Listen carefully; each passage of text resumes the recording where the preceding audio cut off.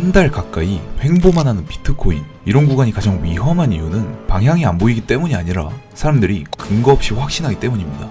오늘은 바닥을 예측하지 않겠습니다. 대신 상승이 나오려면 어떤 조건이 필요한지, 무너진다면 어디까지 열어둬야 하는지 기준부터 정리해보며 영상 시작하겠습니다. 안녕하세요, 페트입니다. 반갑습니다. 현재 대부분의 자산은 최고가를 갱신하며 달려가고 있는 가운데 디지털 금만 한 달 가까이 횡보만 하면서 어이없는 움직임을 보여주는 최근 모습입니다. 이러한 모습 속에서 이제 올라가나? 아니면 미친듯이 내려가나? 라고 기준을 쉽게 세우지 못하시는 분들이 많이 계실 텐데요. 오늘은 이에 대한 의문을 조금이라도 해소시켜드리고자 금일 영상은 목차 2개로 정리해보았습니다. 첫 번째로 지난 관점 복귀와 두 번째로 비트코인의 중기와 단기 관점을 집중적으로 말씀드리려고 합니다. 한 달 동안 큰 폭으로 횡보를 했던 만큼 앞으로 다가오는 방향성도 매우 클 것으로 예상되는 시점입니다. 중요한 이야기들을 많이 담아보았으니 집중하셔서 끝까지 시청해주시면 감사하겠습니다. 그러면 빠르게 가보시죠. 먼저 지난 관점부터 복귀해보겠습니다. 지금까지는 총 주봉과 일봉의 관점을 보았는데요. 현재까지 말씀드린 내용들을 요약하자면 큰 틀에서는 여전히 하락 리스크 구간에 위치하지만 지금 위치에서 무작정 추격 숏을 치기에도 부담스러운 자리입니다. 지금 시장은 방향 베팅보다는 구간을 나눠서 대응하는 게 훨씬 유리한 구간입니다.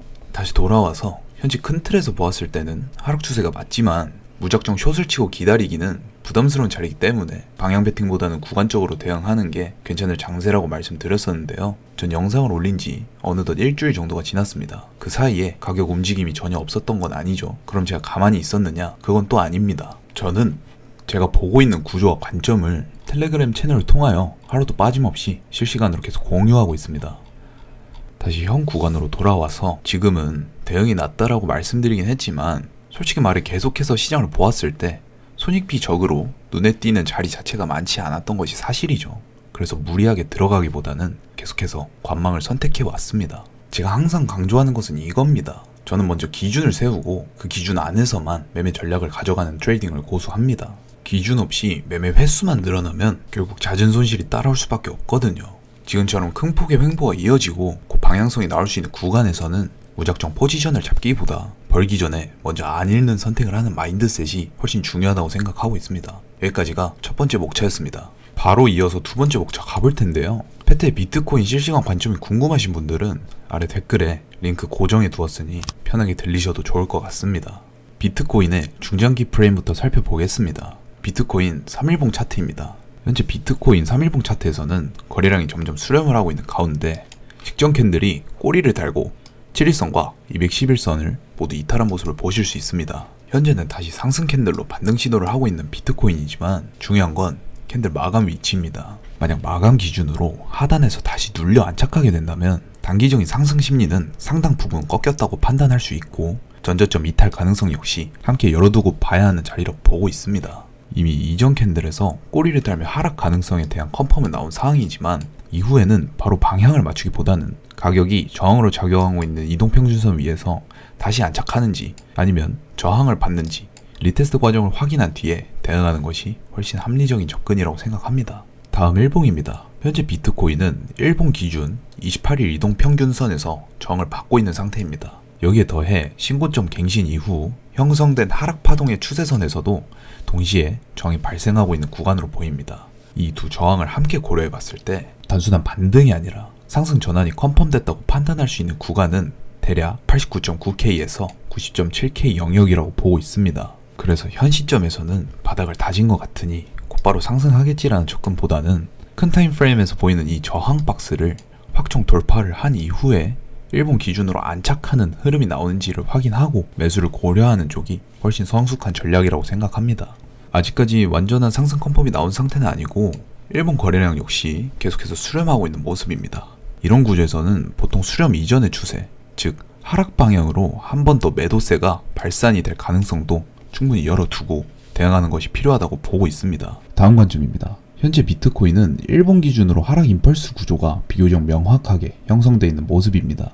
이 흐름을 기준으로 보면 크게 두 가지 시나리오로 나눠서 생각해 볼 수 있습니다. 먼저 첫 번째 임펄스 관점에서는 현재까지 하락 파동 중 약 4파까지 조정 구간이 진행이 되고 5파동이 출현 중인 것으로 해석하고 있습니다. 그 그 이후에는 이전 차트에 형성됐던 주요 매물대가 있는 지지 구간에서 반등이 나올 가능성도 충분히 열어둘 수 있는 구조라고 보고 있습니다. 두 번째 시나리오는 아직 조정 4파가 끝나지 않았다는 관점입니다. 엘리어트 파동 이론상 하나, 둘, 셋, 넷, 5개의 파동에서 4파동은 2파동과 다르게 시간 조정과 복합 조정의 성격을 띠기 때문에 가격 예측의 정확도가 떨어지고 파동 구조가 복잡해지는 특징이 있습니다. 이 때문에 현재 구간에서는 조정 Y파가 추가로 진행 중일 가능성 또한 함께 열어두고 봐야 합니다. 4파동이 아직 끝나지 않았고 Y파동이 진행 중임을 판단할 수 있는 기준은 정말 간단하게 다음과 같습니다. 아까 말씀드렸던 28일 이동 평균선과 신고점 이후 약 4차례 저항을 형성한 하락 추세선입니다. 다시 돌아와서 이 경우 조정파동의 마무리 구간은 현재 보고 계신 저항 박스 상단을 넘는 영역까지 열리면서 96.3K에서 97.9K 구간까지의 추가 상승 가능성을 잠재 목표로 고려할 수 있습니다. 자, 이제 단기 관점으로 좁혀서 살펴보겠습니다. 비트코인 4시간봉 차트입니다. 저는 현재 비트코인이 큰 변동성이 출현하기 직전의 구조에 있다고 생각합니다. 차트 기준으로 보면 상단 분홍색 박스는 주요 저항 구간이고 중단 박스는 향후 방향성을 결정할 핵심 변곡점의 자리입니다. 마지막으로 하단 박스는 이탈 시에 전저점 테스트 가능성이 크게 높아지는 구간입니다. 하나씩 풀어드리자면 먼저 가격이 중단 변곡점을 돌파하고 안착하는 경우 아직 하락 임펄스에 대한 4파 조정 파동이 종료되지 않았다고 판단할 수 있으며 이에 따라 상단 96.3K에서 97.9K 구간까지 추가 상승 가능성이 열리게 됩니다. 반대로 변곡점에 도달하고 저항을 맞거나 도달 이전에 하단 지지 라인을 이탈하는 경우에는 현재 흐름을 하락 임펄스의 5파동으로 간주할 수 있고 이 경우 전저점 이탈과 동시에 이전 캔들, 즉 전 매물대 지지 구간까지 빠르게 도달한 뒤 강한 반등이 출현할 가능성을 염두에 두어야 하는 자리입니다. 그래서 저는 앞서 말씀드린 기준들을 바탕으로 지금 구간을 이렇게 대응할 생각입니다. 먼저 가격이 핵심 변곡점을 확정 돌파한 이후 다시 되돌림이 나오는 리테스트 구간이 형성된다면 그 자리에서는 롱 포지션을 고려할 계획입니다. 상단 목표 구간은 96K에서 97K 영역으로 보고 있습니다. 반대로 변곡에 도달하지 못한 채 하단 지지라인을 명확하게 이탈하는 흐름이 나온다면 이 경우에는 관점을 전환하여 숏 포지션으로 대응할 생각입니다. 숏의 경우에는 이전 매물대와 주요 지지라인이 중첩되어 있는 구간, 개인적으로 보고 있는 76K 부근을 초반 타겟 구간으로 설정하고 흐름에 따라 대응해볼 계획입니다. 중요한 건 지금은 방향을 맞추는 게 아니라 어느 쪽으로 움직이든 대응할 수 있게 준비하는 구간이라는 점이고 이런 장일수록 기준 없는 매매보다 기준을 세워놓고 기다리는 전략이 훨씬 유리하다고 보고 있습니다. 지금까지 비트코인이 앞으로 어느 방향으로 움직일 수 있는지에 대해 전체적인 시나리오를 함께 짚어봤습니다. 다만 한 가지는 분명하게 말씀드리고 싶은 건 선물 시장에서 매일같이 트레이딩을 해야 하는 장은 사실상 존재하지 않는다고 저는 생각합니다. 본인의 기준으로 봤을 때 지금 당장 들어가야 할 명확한 근거들이 부합하지 않는다면 포지션을 잡지 않는 선택 역시 충분히 잘한 매매라고 생각합니다.